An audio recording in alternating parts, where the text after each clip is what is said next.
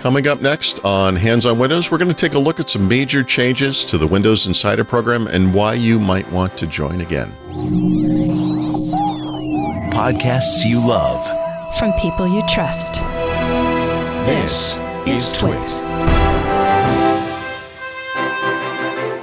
Hello, everybody, and welcome back to Hands on Windows. I'm Paul Thurrott, and back in Pennsylvania, which I'm super excited about.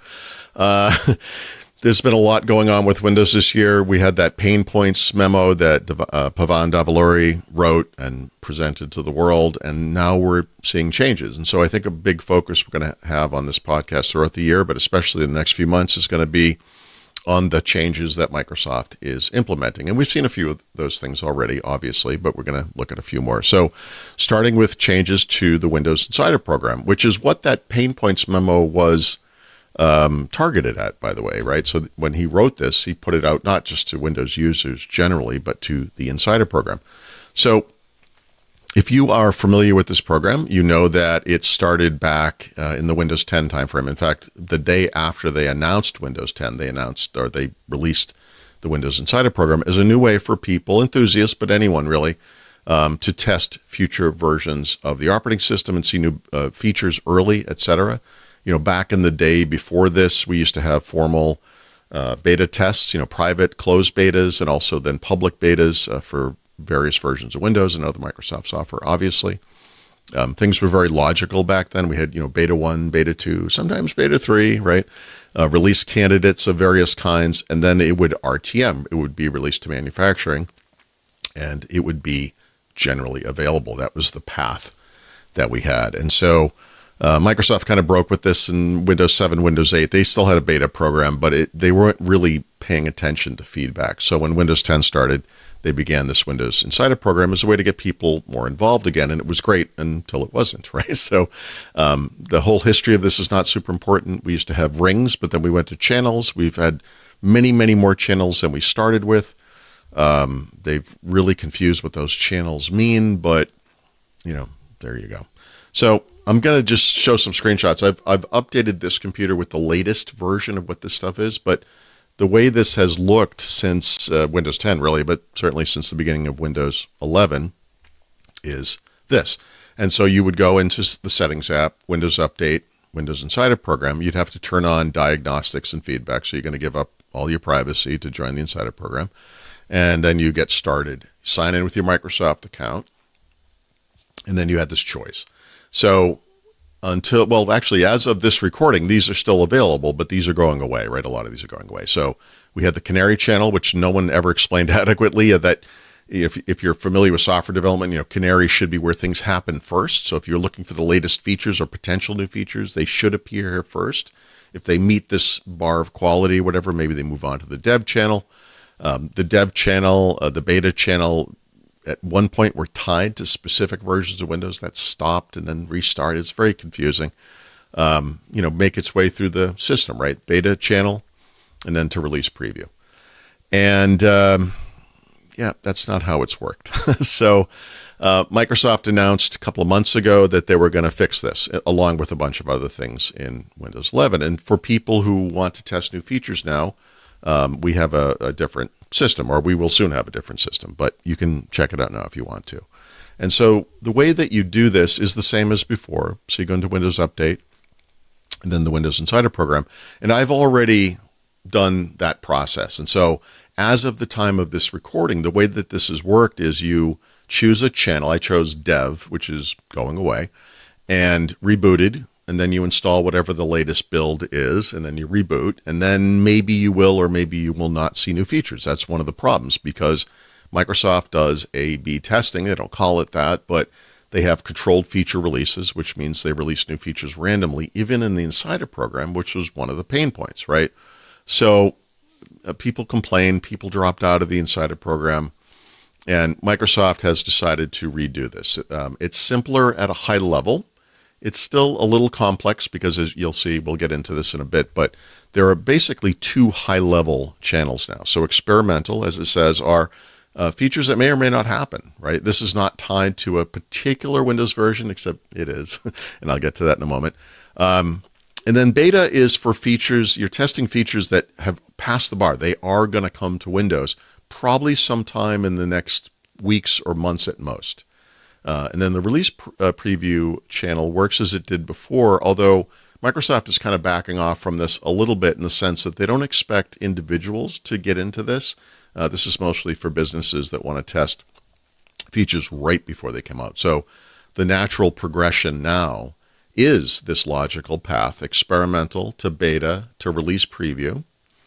And then it would go to, if you're familiar with the update schedule, the week D preview update, which seekers can get. You know, if you go into Windows Update here, there's this switch that's been around for a while now, but if you have this checked, you will get the preview update before it goes out into what I think of as stable. If you don't do this, then you'll get that update on Patch Tuesday. So the idea here, when it's the right thing, is that you will, or it will, Microsoft test new features. They'll go make its way through these paths, and then it will get out into the world. Okay, so that's useful. It's better, but there are little asterisks here, right? So I chose experimental. So the first thing I did was actually just choose to get into this new system. Eventually, this will just be the system. Experimental essentially replaces the dev channel. If you go into advanced options, this is where it gets a little complicated. And when you see this, it's a little strange, but you'll see this for each of the channels. So there are sub-channels, essentially. Windows 11 version 25H2 in this case, which is the currently shipping version of Windows for most people. Windows 11 version 26H1 is for people that have a new Snapdragon X-based computer, but you can, even on Intel or AMD, test that if you wanted to for some reason. And then this future platform switch, which is essentially the new canary, right? These are low-level changes, usually. It may not be as stable as the other two choices.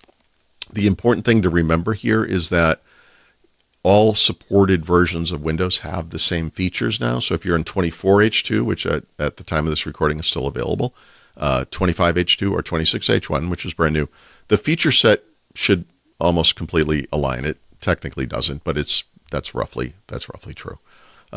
This is off by default. I turned it on just so you could see it, and I could see it, but I'm not going to go into the release preview. So that's good. The path through the system is solid. It makes sense. These are what Microsoft calls kind of the core version of Windows. So you can go and do that. It will choose the one you're on currently automatically, but if you want to change it, you can. It's okay. I mean, I think for most people, you just don't even worry about this. You just pick the one you want, you move on. But there is one more thing going on here that is super important and is, to my mind, like the biggest change. And we're going to get to that right after this break. Hey, everybody. Hi, Paul. This episode of Hands on Windows brought to you by ThreatLocker. ThreatLocker's Zero Trust platform now delivers the industry's most comprehensive suite of zero trust solutions, protecting not only endpoints, but networks and the cloud. By extending zero trust enforcement to cloud services and company networks, ThreatLocker ensures that all devices are validated through a secure broker before connecting to your cloud platforms like Salesforce or Microsoft 365, Asana, Google Workspace, GitHub. So even if a user is successfully phished, attackers cannot access those cloud resources unless they'd have to have physical possession of the user's computer and get through any biometric locks that you have on there. I mean, it's basically impossible. I love that. ThreatLocker works in every industry and provides 24/7 US-based support. They support Windows, Mac, and Linux environments and enable comprehensive visibility and control. Just ask Rob Thackeray. He's got a tough job. End user technical architect at Heathrow Airport. They love ThreatLocker. This is what he said, quote, ThreatLocker was the most intuitive solution we tested. And the responsiveness of the organization, the willingness to engage with us, to set up a demo, to work with us on weekly audit reviews was very good. It's great to have an ongoing relationship with a company that's so responsive to our requests. ThreatLocker is trusted by global enterprises like JetBlue, the Indianapolis Colts, and the Port of Vancouver. ThreatLocker consistently receives high honors in industry recognition. They're a G2 high performer and best support for enterprise summer 2025.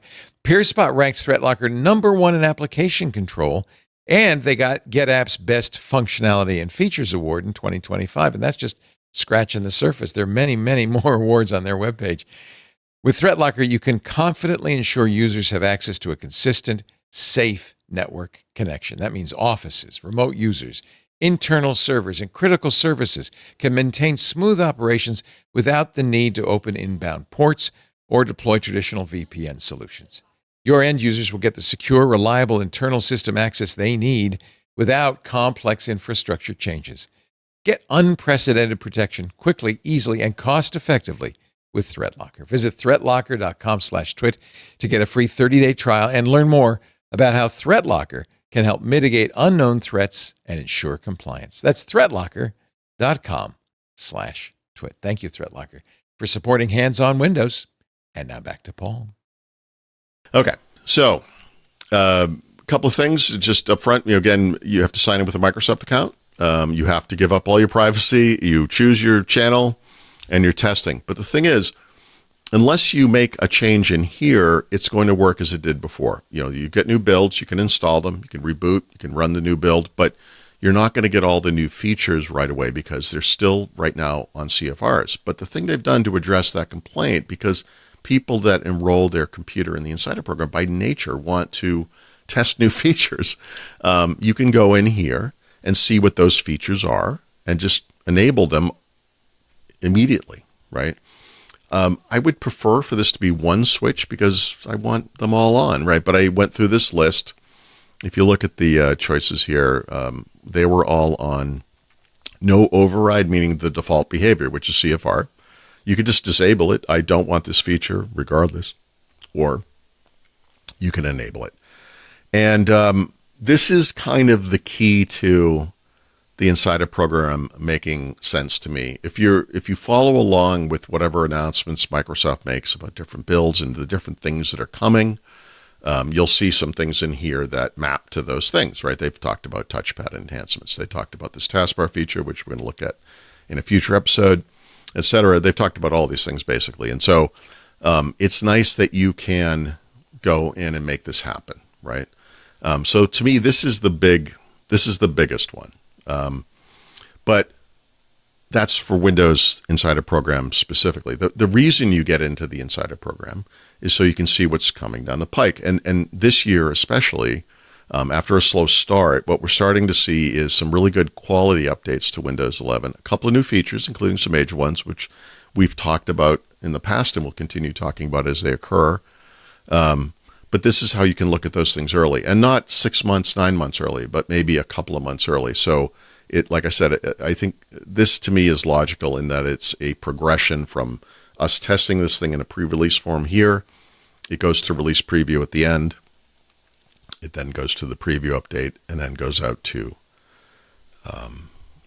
stable, as I call it. That's not really the right term, but the general release. And so there will be a future patch Tuesday, June, July, August, whatever month coming down the pike where all of the features you see here and more will appear for everybody, but we get to test them first in the Insider program like God intended. So this is finally starting to make sense. So there's a lot of new things coming. You can see some of them here, alternate taskbar positions, and where is this? The smaller taskbar. That's going to be in a coming episode. There are changes to Windows Update. That will be in a coming episode, etc. So there's a lot more to look at, and we'll cover that in a future episode. So I'll see you next week. Thank you so much for watching. Thank you especially to our Club TWiT members. You can find out more about Club TWiT at twit.tv/clubtwit. You can find out more about this podcast at twit.tv/HOW. We have a new episode every Thursday. So I'll see you next Thursday. Thank you. Hey, everybody. Leo Laporte here, and I'm going to bug you one more time to join Club TWiT. If you're not already a member, I want to encourage you to support what we do here at TWiT. 25% of our operating costs comes from membership in the club. That's a huge portion, and it's growing all the time. That means we can do more, we can have more fun. You get a lot of benefits, ad-free versions of all the shows. You get access to the Club TWiT Discord and special programming like the keynotes from Apple and Google and Microsoft and others that we don't stream otherwise in public. Please join the club. If you haven't done it yet, We'd love to have you. Find out more at twit.tv/clubtwit. Thank you so much.